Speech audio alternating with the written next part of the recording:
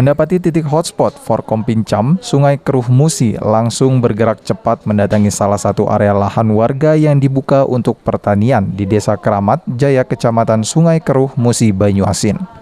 Warga yang kedapatan sedang membakar lahan tersebut langsung ditangani petugas dan diberi penjelasan dan peringatan untuk tidak lagi membuka lahannya dengan cara membakar.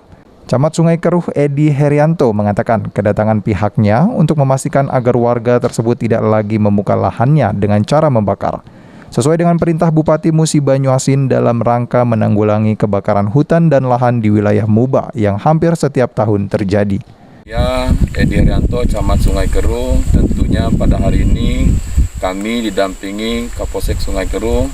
Dalam hal ini hadir Pak Kanidres, dan juga dari Dan Ramil, tentunya diwakili Babinsa, juga hadir dari Magalagni Kabupaten Musi Banyuasin, juga dari BPBD Kabupaten Musi Banyuasin telah mendatangi titik hotspot di tanggal 29 Juli 2021, tepatnya di Desa Keramat Jaya.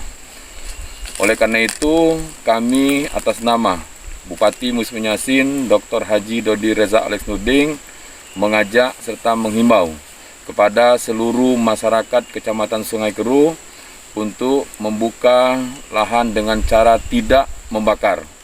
Jaga lingkungan kita, jaga hutan kita demi kebaikan kita bersama. Ruzi Iskandar, PAL TV.